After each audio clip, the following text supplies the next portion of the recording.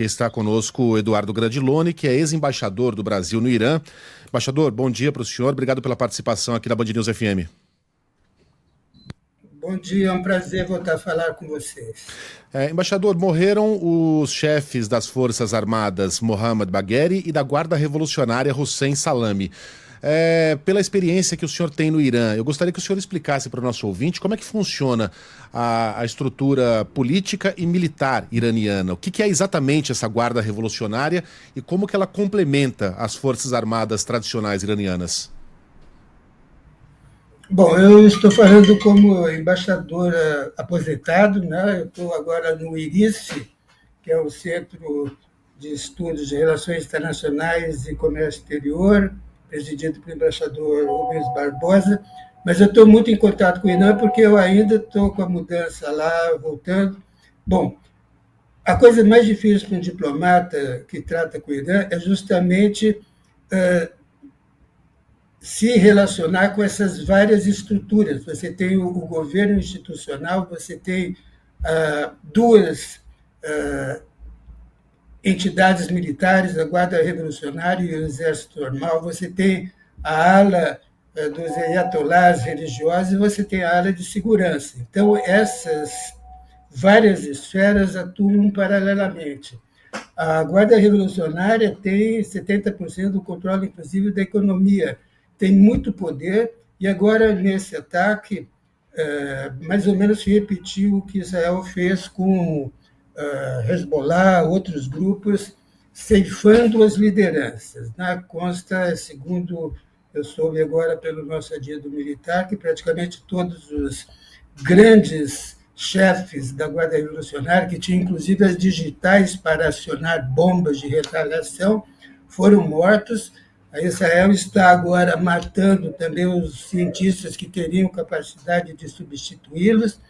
Então, essa situação é uma situação muito complicada, mas já era esperada, né? Porque nós estávamos esperando um ataque a Israel há vários dias e principalmente agora que as negociações na Agência de Energia Atômica foram frustradas, Israel aproveitou até a oportunidade da conclusão sem sucesso dessas negociações e fez, como já tinha feito com relação ao outro ataque, um chamado à população para se revoltar contra essas lideranças atuais de Israel. Como a sociedade está muito insatisfeita, né, com tantas restrições, etc., Israel está se aproveitando, então, desse momento para tentar mudar o regime, que é o que Israel deseja e tem tentado com certa insistência faz algum tempo já. Bem, o senhor comentou, embaixador, que se mudou de volta, né, para o Brasil, deixou o Irã. O Brasil está sem um embaixador nesse momento em Teherã. Como é que se deu esse movimento? E também com relação aos brasileiros que lá estão. São muitos brasileiros? São quantos brasileiros? E como é que se dá esse atendimento e esse diálogo com as pessoas que estão no Irã nesse momento e eventualmente querem retornar ao Brasil depois desse ataque de Israel? Olha, os brasileiros que estão no Irã, nós temos um grupo lá de mais ou menos entre 100 e 200 brasileiros. Esse grupo é muito importante porque as pessoas reportam o que está acontecendo e nos ajudam a embaixada e a nossa militância militar a colher informações. Então, por exemplo, com relação a esse ataque, os nossos brasileiros, as famílias que foram reportando, inclusive dizendo de mísseis ou bombas ou alguma coisa que caiu perto da escola italiana, onde alguns têm filhos. Então, a gente pode, por esses brasileiros, saber, primeiro, que eles estão bem, segundo, que as coisas estão acontecendo em vários lugares. E agora a gente sabe, pelo nosso adido, que as imediações da escola americana era uma área onde havia dos comandantes militares que foram assassinados. Nós temos também os nossos grupos ibero-americanos que nos ajudam a recolher informações, o nosso adido que coleta informação com os outros adidos, e o governo institucional, nessas horas, fica um pouco...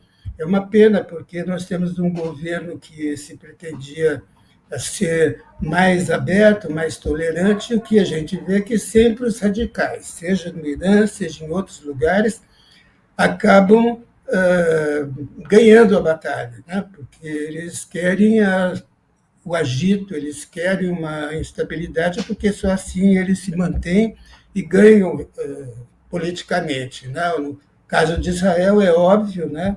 As motivações internas dos ataques, e no lado de Teherã, é claro que não interessa uma situação de paz, porque eventualmente os radicais perderão o poder e isso eles não querem. Embaixador, no momento de escalada nas tensões e pelo seu conhecimento geopolítico nesses acordos, nessas relações, hoje a gente já registrou aqui agora há pouco o que escreveu Donald Trump a respeito da necessidade de um acordo, e vamos lembrar que muito recentemente, em março deste ano, houve uma reunião em Pequim em que China e Rússia apoiaram o Irã e defenderam o programa nuclear do país aliado. Isso depois de pressões feitas pelo presidente dos Estados Unidos, Donald Trump, exigindo novas negociações nucleares com Teherã. Os diplomatas naquela época russos e chineses pediram pelo fim das sanções dos Estados Unidos ao Irã, afirmaram que o diálogo só deve ser retomado com base em respeito, chamaram essas sanções americanas de ilegais. Que papel o senhor enxerga neste momento crucial de China e Rússia? Olha, eu acho importante que nós tenhamos, na diplomacia, no direito internacional, o meio de solucionar, enfrentar conflitos. Se a Rússia pode invadir a Ucrânia, se os Estados Unidos podem ameaçar invadir outros territórios, se Israel pode decidir fazer justiças por ter mais força, isso aí não vai levar a nada. Então, o que acho é que China, Rússia e todos os países que respeitam o direito internacional devem fazer tudo para que se volte à mesa. Se o Irã foi condenado na Agência Internacional de Energia Atômica por algum tipo de descumprimento, é nessa via, é nesse fórum que as coisas têm que ser resolvidas. Se alguém assistiu uma recente entrevista do professor Francisco Rezec, ele fez um histórico do cumprimento do direito internacional, por exemplo, por Israel e o Irã, e mostrou como o Irã sempre procurou e sempre respeitou o direito internacional, ao contrário de Israel. Então, a via das organizações internacionais, no caso do problema nuclear, é a via que tem que ser seguida, e acho que China e a Rússia têm um papel importante nisso, inclusive lembrando que ambos são fundadores dos BRICS e o Irã agora faz parte dos BRICS. Eduardo Gradiloni, aliás, embaixador, eu quero saber como é que eu chamo o senhor direitinho, ex-embaixador ou embaixador aposentado? Olha, é difícil, né? Mas nós temos, segundo a nossa legislação, direito de conservar os títulos, mesmo depois da aposentadoria. Embaixador. Então, embaixador, só para deixar claro que eu agora estou falando como vice-presidente do INSS, Instituto de Relações Internacionais e Comércio Exterior, presidido pelo embaixador Ribeiros Barbosa. Pronto. Agora, como eu saí do Irã, eu fui substituído por minha colega, uma especialista em Oriente Médio, chamada Lígia Scherer, que passou algum tempo.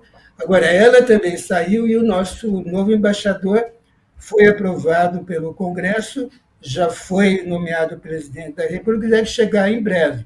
Então, eu estou falando um pouco nesse vácuo aqui, porque, no fundo, eu estou mais ligado agora, atualmente, ao Irã, porque ainda por estar em mudança, mas, na verdade, eu não estou falando como embaixador como estava antes na chefia da Embaixada em Teherã, mas como alguém que tem experiência e está muito ligado com o Irã. Ficamos assim, então.